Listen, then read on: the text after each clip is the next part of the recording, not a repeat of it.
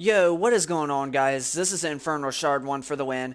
So, I honestly wanted to make a video of some E3 predictions.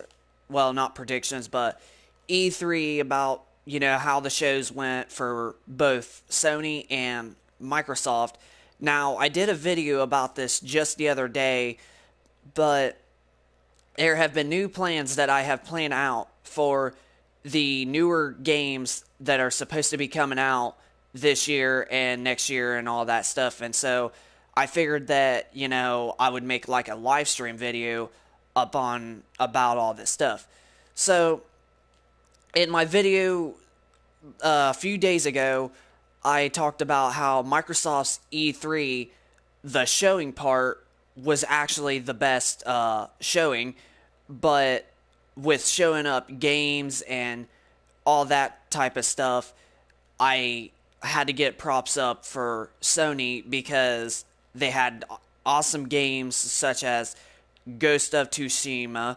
They had the Marvel Spider-Man, um, Death Stranding, and then also one of the biggest exclusives that's probably going to sell like crazy on the PlayStation 4, which is going to be The Last of Us Part 2. Now, I personally am looking forward to getting Ghost of Tsushima, The Last of Us Part 2, and possibly Marvel Spider Man. Now, I made it clear just yesterday that I have both an Xbox One and a PlayStation 4, but there's just like, I'm just like thinking, like, which console should I get like the games first on, because eventually I'm going to get them for both systems and all that. So yesterday I decided to make it very very clear that if I honestly get a new third party game, I think what I'm going to do is I'm going to first get them on PlayStation 4 and then get them on Xbox One later on.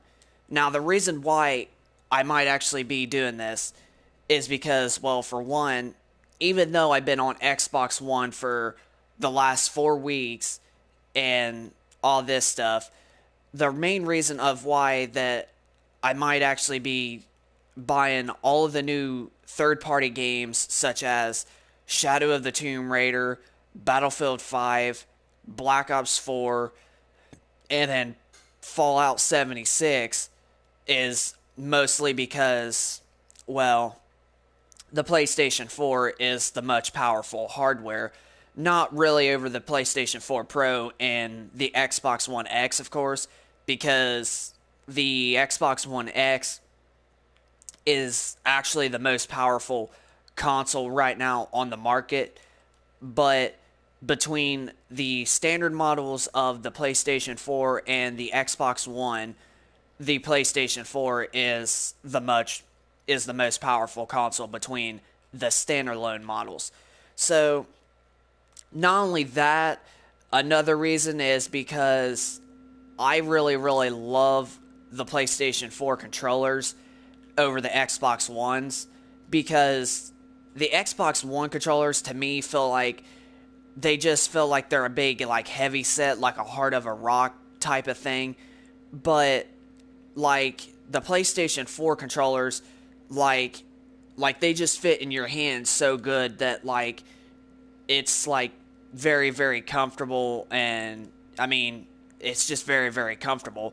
That's one of the reasons of why that the PlayStation 4 is actually selling a lot well than what the Xbox One is number one about the controllers. So that's another reason also. And games also like Black Ops 4 is all the time getting like DLC first on PlayStation 4, and then games like Rise of the or not Rise of the Tomb Raider, but just Tomb Raider in general, the series itself was actually made exclusively when they first came out with the first Tomb Raider. It was all 100% made on the PlayStation console, on the PlayStation 1. when the very first few Tomb Raider games came out, they were only available on like the PlayStation 1 and I think even PC at that time too. But the Tomb Raider games were at the time like an exclusive, I think, for PlayStation when PlayStation 1, because if you also got to look at it this way, PlayStation 1 was only the newest console out at that time. We didn't have no Nintendo, or actually, no, I take that back. We had the Nintendo 64, but with the power and stuff that the PlayStation actually had, it wasn't like PlayStation was the newest hardware at the time. Like Xbox wasn't invented until 2001, and then the PlayStation 2 came out on 2000, just a year before the original Xbox. So yeah, PlayStation 1 was like the newest powerful console at that time, even competing with the Nintendo 64. So yeah, the Tomb Raider games were originally on PlayStation at first. So that's the other reason why I'm going to be getting Shadow of the Tomb Raider on PlayStation 4, is because, like I said, that I think that that's what they were originally for, so I'm probably going to originally get it for the console that it was for. And then Fallout 76 was another game that they showed at E3, and it looks kind of very interesting. Now, a lot of fans are like, not really in the greatest mood ever with the Fallout 76 game, because there's no going to be story mode, no single player. It's just going to be all online. Now, you can play like solo online or anything like that on Fallout 76, but what I heard is that it's 100% like Destiny, where it probably will have a story mode, but you got to be like online to play it and all that stuff. Now with Destiny, you don't necessarily have to have like a PlayStation Plus or an Xbox Live Gold subscription to just enjoy the game. You can play offline as long as you have internet and you're connected to the Wi-Fi. Like Destiny, if you don't have PS Plus and you don't have Gold, you could just like play the game just as long as you have Wi-Fi. That's what I'm pretty sure that the next Fallout 76 game coming out this fall is supposed to be like. You can play it offline, or not like offline, but you can play it without having an online subscription, but just as long as that you're connected to the internet. But honestly, this is the first Fallout game that Bethesda or whatever you call them, I can't pronounce their name right, this is the first type of Fallout game that they have ever created with an online. Now, the reason why it's very interesting to me is because it's the first Fallout game to play online, even though a lot of fans don't like it. But personally, in my opinion, I think it's kind of interesting to, see how it plays and all that stuff. And especially, like, if your friends are getting it, I mean, you're able to play with, like, your friends from on there. Like, it's just very interesting to see and to play with, like, all your friends and all that stuff. And then, like, team up, go face, like, a boss or something all together. And you got to go collect powers, go on a venture and stuff. Like, it just seems very interesting, especially playing online with friends. So I like to see how Fallout 76 is going to turn out, because my personal thoughts on it seems like it's probably going to be a very good game, especially for a first being online type game from Fallout. I honestly think it's going to be a very good game, especially playing with all your friends. Now, some other games that they also announced is, especially on Microsoft's show, was Halo Infinite. Like, Halo Infinite was the very first trailer game as soon as the show started. Like, Halo Infinite was the very first trailer game. Now, I honestly am a big Halo fan. Halo is my favorite series, exclusive series in Xbox franchise, and I just love Halo ever since that I've been in an Xbox person, and that's one of the reasons why I still love Xbox, even though I love Sony PlayStation just a little bit more. But the Halo Infinite looks very interesting.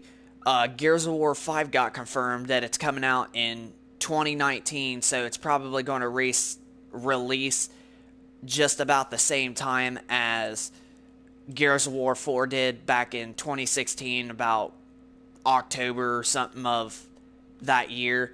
So I'm thinking that that's probably when Gears of War 4, or not Gears of War 4, Gears of War 5 is probably going to launch, is either in October or September of next year. Now, some other games that haven't got, a release date or anything yet, but Monday, this game is especially going to get announced with its cover and stuff, and I'm very hyped up for it. I can't wait because I'm a big game of this franchise, especially. I get every single year that comes out, and it's WWE 2K19. 2K19, I heard this cover is supposed to be getting like an announcement of who it's going to be on the cover, and I think the release date and stuff, and I already know when the release date for that game is actually going to be. It's going to be about October, like all the other ones did. So other than that, yeah, I think that's what it's going to be. Now, sorry if you guys possibly hear a dog in the background. That's my next door neighbor and all that. But then also another game that has got confirmed that it's coming is also Madden NFL 19. That's also another game I'm also going to get. I always get the collected years of that exact series as well. So yeah, there's just so many great games I'm like really cannot wait to get my hands on, and especially, having them to own. Red Dead Redemption 2 is one of them. Spyro the Reignited Trilogy. Black Ops 4. Battlefield 5.